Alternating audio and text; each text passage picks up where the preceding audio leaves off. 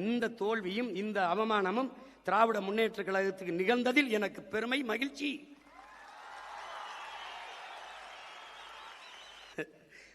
வந்துகிட்டு 10 லட்சம் கோடி கடன் இருக்குது. அது தெரியாம தான் முதலமைச்சர் வேட்பாளரை போட்டிக்கிட்டீங்களா? காலக்கோடு நல்ல வேலை என்னைய தோக்கடிச்சு உள்ள வரவிடாம விட்டான். நான் உள்ள போய் இருந்த நல்வாய்ப்பா தப்பிச்சு போயிட்டு எல்லாரும். ஒரு 5-6 பேரோட உள்ள வந்திருந்தேன், மொத்த பேரும் வெளியில தான் இருக்கணும். ஏதோ என் மக்கள் என் மேல பாம்பு பார்த்து விட்டாங்களா இல்ல உங்க மேல பாம்பு பார்த்து போட்டாங்களா ஒன்றும் தெரியல. ஏன்னா போயிருக்கு 10 லட்சம் கோடி கடன். நானே பாட்டா பாடினேன், 10 லட்சம் கோடி கடன்ல நாடு, இதுல இலவசம் வேற பெருவக்க கேடு. தெருவா ஊர் ஊரா பேசினேன். முதலமைச்சர் ஆன பிறகுதான் அவருக்கு தெரியுது 10 லட்சம் கோடி கடன் இருக்குன்னு. ஐய அப்படியா? 10 லட்சம் கடனா? கடன் 10 லட்சம் கோடி இருக்குது. இந்த இலவசங்களை கொடுக்க முடியாது. 1 லட்சம் கோடி ஏற்கனவே வட்டி. பட்ஜெட்டே 3 லட்சம் கோடி தான். வட்டியே 1 லட்சம் கோடி போகுது. நீங்க சொல்ற அறிவிப்பு இதெல்லாம் செயல்படுத்த இன்னும் 10 லட்சம் கோடி கடன் வாங்க வேண்டும். அப்ப மொத்த பட்ஜெட்டையும் வட்டியை கட்டிக்கிட்டு ரொட்டியை திண்டு திரிய வேண்டியதான் நான் சொன்னேன். நீங்க கேட்கல. அப்ப நீங்க என்ன பண்ணீங்க? கொடுக்க முடியாது என்று தெரிந்து வெற்று வாக்குறுதிகளை கொடுப்பதுதான் மக்கள் துரோகம், மக்கள் விரோதம், ஏமாற்றம். நாங்கள் உண்மையை சொன்னோம், தோற்று போனோம், மேன்மையாக கருதுகிறோம். நான் தர மாட்டேன், கொடுக்க முடியாதுன்னு சொன்னேன். ஆனா நீங்க 2500 இப்பதான் தெரியுது கொஞ்சம் காசு இல்ல. அது கூட தெரியாம எதுக்கு வந்திய? 6 சிலிண்டர் எப்படி கொடுக்கறீங்க? நானும் பார்க்க தானே போறேன். எப்படி கொடுக்கறீங்க? ஒருவேளை நீங்க போரிட்டு ஈரானையே கைப்பற்றினாத்தான். நீ பிரபாகரன் மகன்டாவே, நம்மாழ்வார் மகன்டா. நீ கொடு, நான் மாட்டு சாணத்திலிருந்து சிலிண்டர் தயாரிச்சு என் பிள்ளைகள் கொடுக்கறனால என்பர். கொஞ்ச நாளுக்கு அரிசி இல்லைன்னு வருவான். எந்த போராட்டத்துக்கு என்னை கூப்பிடாத, வரமாட்டேன். போ, உனக்கு தான் ஒரு கஷ்டம் வராத. நீதான் கடவுளின் ஆட்சியை நிறுவிட்டிய. அப்புறம் நாங்க தேவைப்பட மாட்டோம்ல. ஏதாவது ஒரு பிரச்சனைன்னு வீட்டுக்கு வந்துட்டு எனக்கு மனு கொடுக்க வா.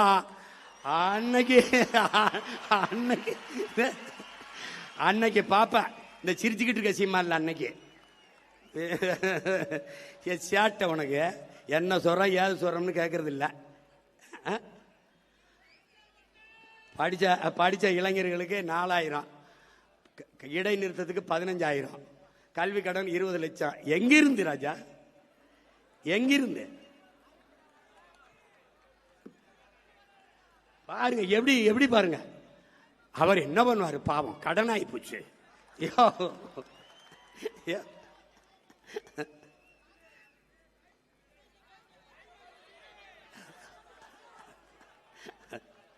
வரும் தாய்மாமன் சீர் வரும். நீ பொண்ணு பார்த்துட்டு காத்துரு, தாலிக்கு தங்க வரும். தாய்மாமன் சீர் வரும். இது ஒரு கேவலம்டா, இது ஒரு கேவலம். ஆனா நான் நிறைய பாடம் நடத்தினேன். எனக்கு என் மக்கள் நடத்தின பாடம் இருக்குல்ல, படிக்க முடியல, திணறிட்டேன். ஜனநாயகம் அதான் சொல்றான. ஹிட்லரு எத்தனை ஆண்டுக்கு முன்னாடி சொல்றான் பாருங்க.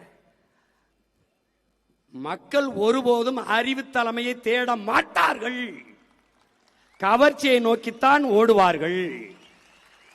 கவர்ச்சியால் உருவாக்கப்பட்ட சமூகம் ஒருபோதும் அறிவு சமூகத்தை படைக்காது. ஏன் போட்டேன்? என் பேத்தி சொல்லிச்சு போட்டேன். உன் பேத்தி ஒரு குவார்டர் கேக்குது, வாங்கி கொடுப்பியா? ஏனது பேத்தி சொல்லிச்சு போட்டேன். பேரன் சொன்னா போட்டேன். ஜனநாயகம்ங்கிறது எவ்வளவு வேடிக்கையானதா இருக்கு பாத்துக்க. அப்பாடி. சரி என்ன செய்யறது, பிறந்துட்டாங்க கூட, போராடி இறந்துட்டான் ரொம்ப பேர். நான் பாட்டுக்கு படம் எடுத்து ஏதோ வருஷத்துக்கு ஒரு 2 படத்தை எடுத்து பிடிச்சி நடிச்சு கிடிச்சு பொழச்சிட்டு இருந்திருப்பேன். என்னைய கூட்டி கொண்டு வச்சு மண்டையை கழுவி நான் என்ன செய்யறது அங்கே போயின்னு. நீங்க போய் இறங்குங்க, உங்களுக்கு என்ன செய்யறதுன்னு தெரிய வந்துரும்னு. எனக்கு தெரிய வந்துருச்சு. இங்க பல பேருக்கு ஒன்றும் தெரிய வரவே இல்லையே. அதான பிரச்சனை. நான் போராடாத பங்கேற்காத போராட்டம் கிடையாது. இப்படி திரும்பி பார்த்தா கட்சி ஆரம்பித்த காலத்திலிருந்து இந்த 15 ஆண்டுகள் இப்படி திரும்பி பார்த்தா எல்லா போராட்டம், வெயில், மலை, காடு, பசி, வட்டினி, எத்தனாயிரம் கிலோமீட்டர் பயணம், எத்தனாயிரம் மணி நேரம் பேச்சு, எதுவுமே பயனில்லை. எதுவும் பயனில்லை. ஆனால் என்ன நினைக்க வேண்டியிருக்கு, நம்ம விவசாயி மகன் அப்பா விதைக்கிறாரு முளைக்கல, மறுபடியும் விதைக்கிறாரு முளைக்கல, மறுபடியும் விதைக்கிறாரு முளைக்கல. ஆனால் மறுபடியும் உழுது உழுது நம்பிக்கையோட ஒரு விவசாயி விதைச்சிக்கிட்டு இருக்கான் பாரு, ஏன்னா நிலத்தை தரிசு போட முடியாது.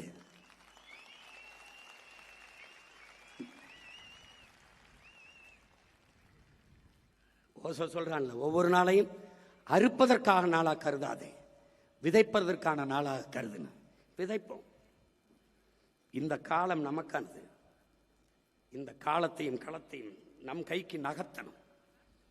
நம்மகிட்ட 2 என்ன இருக்கு? உண்மை இருக்கு, நேர்மை இருக்கு, உழைப்பு இருக்கு. வேற ஒன்று இல்லை. திரும்ப திரும்ப அதே உண்மையும் நேர்மையுமாக நின்று கடுமையாக உழைப்போம். களத்தை நமதாக்குவோம். நம்பிக்கையோடு. இப்பதான் திமுகவுக்கு தெரியும் காங்கிரஸ் எவ்வளவு பெரிய ஈனப்பய, துரோகப்பய. அப்படி இன்னைக்கு தானே திமுகவுக்கு தெரியும்.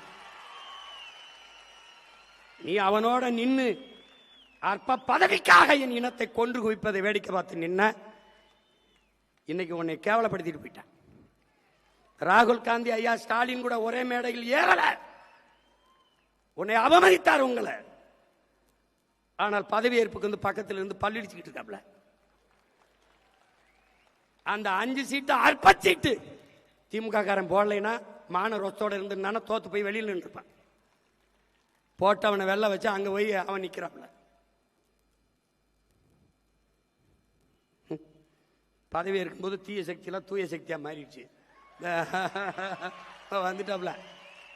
தீய சக்தியின் வாக்க வாங்கி எங்க ஊர்ல கீரை ஆகும், கீரை சாறு ஆகாதும்பாங்க. புரியுதா?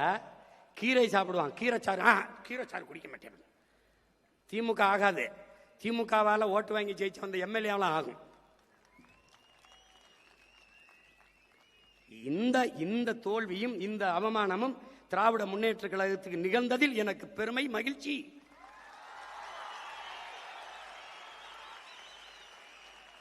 நீ செத்த பணத்தை தூக்கி சுமந்து உயிர் கொடுத்துக்கிட்டு இருந்தா, இல்லைன்னா அன்னைக்கே 10 ஆண்டுகளுக்கு முன்னாடியே புதைச்சிருப்பேன். நான் புதைச்சிருப்பேன். திரும்ப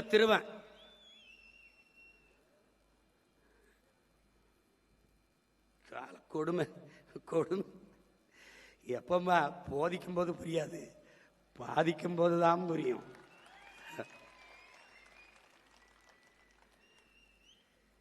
அதே மீத்தேன் எடுப்பாக மறுபடியும் ஸ்டெர்லைட் திறக்கப்படுறதுக்கு வாய்ப்பு இருக்குது. மறுபடியும் வாய்ப்பு இருக்குது.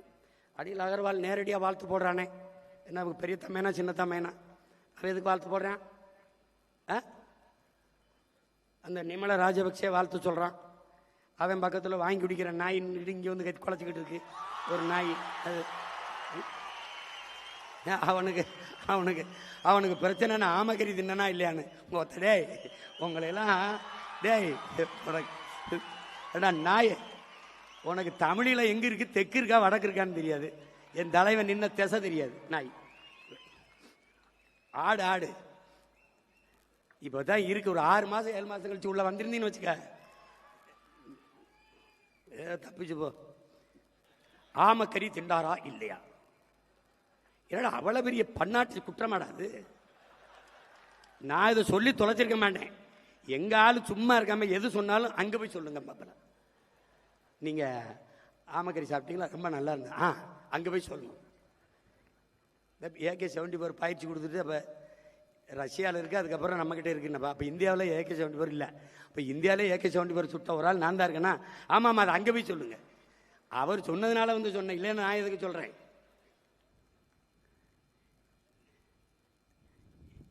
பெரிய அதனால தான் இந்த நாட்டில் விலைவாசி ஏறி போச்சு, பசி பஞ்சம் வந்துருச்சு.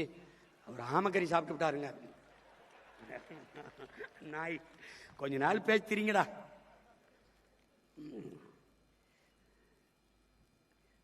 ஆனால் பச்சை மட்ட வைத்தியம் உறுதிதான், உறுதிதான். வைக்கல. என்னடா நான் என்னமோ அப்படியே ஆட்சியில் இருந்து அப்படியே தோக்கடிக்கப்பட்ட மாதிரி தோத்தாண்டா நின்னோம். முட்டையில் ஆரம்பித்தோம், சுழியத்தில் 4 லட்சத்துக்கு வந்தோம்.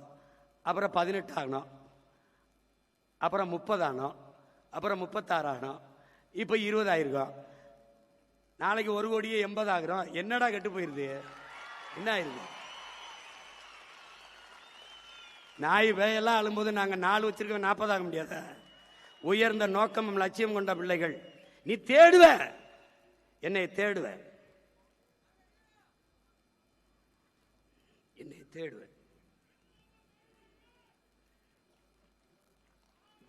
நீ என்னை கொஞ்ச நாள் விட்டு என்னை சமாளிக்கிறதுக்கு ரொம்ப கஷ்டப்படுவீங்க நீங்க. ஏன்னா நான் அடங்க முடியாத வெறியில் இருக்கேன். நீ வந்து அதனால என் உடன் பிறந்தார்கள், என் உயிருக்கு இனியவர்கள், உலகம் முழுமைக்கு இருக்கிற என் உயிர் சொந்தங்கள், நம் உடன் பிறந்தார்கள், நம் தம்பி தங்கைகள், பெற்றோர்கள் எல்லாம் உன்னை நம்பி நிற்கிறோம் என்று என்னை சொல்லுகிற போது அதையே உங்களுக்கு சொல்ல நான் முனைகிறேன். நான் உங்களை நம்பி நிற்கிறேன்.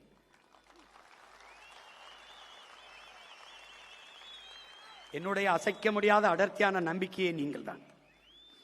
நாம் ஒவ்வொருவரும் பெரு நெருப்பாக பற்றி எரியணும். ஒருவர் 10ஆவும் 10 100ஆவும் பகைவர் நடுங்கும் படையாவேம் என்கிற கோட்பாடு அப்படியே இருக்கிறது. வேலையை சிறிதாக்கி வெற்றியை எளிதாக்க வேண்டும். என் அன்பு பிள்ளைகள், இந்த களத்தை இதுவரை நடந்தது கடந்ததை அழித்து விடுங்கள். இன்றுதான் 2010 மே 18 இதே நாளில் நாம் மதுரையில் தொடங்கியதை இன்று நம்முடைய தாத்தா தனித்தமிழ் அடிகளார் மறைமலை அடிகள் திடலிலே அவருடைய பெயரை தாங்கி இருக்கிற இந்த நகரிலே நாம் இன்று தொடங்குகிறோம். இன்று புதிதாக பிறக்கிறோம் என்ற புத்தெழுச்சியை நாம் தமிழர் என்கிற அரசியல் புரட்சி படை இன்று தொடங்கப்படுகிறது, இந்த நொடியில் இருந்து தொடங்கப்படுகிறது என்ற புதிய உற்சாகத்தை நீங்கள் அடையும். 15 ஆண்டுகள் ஆகிவிட்டது. 10 ஆண்டு கால தேர்தல் அரசியல் எல்லாத்தையும் கழித்து விடு, மறந்து விடு. இந்த இடத்தில் இருந்து புதிதாக பிறந்தோம் என்ற உணர்வை பெற வேண்டும். உனக்கு சோர்வு வருதா? சோர்வு வருதா? தனியா இருந்து நமச்சிவாய வாழ்க நாதந்தாள் வாழ்க என்று நம் ஈசனை நம் சிவனை வழிபடுவது போல, பக்தி திருமுத்து திருநகை முருகனை பாடுவதை போல பிரபாகரன் பிரபாகரன் பிரபாகரன் என்று 10 தடவை சொல்லு.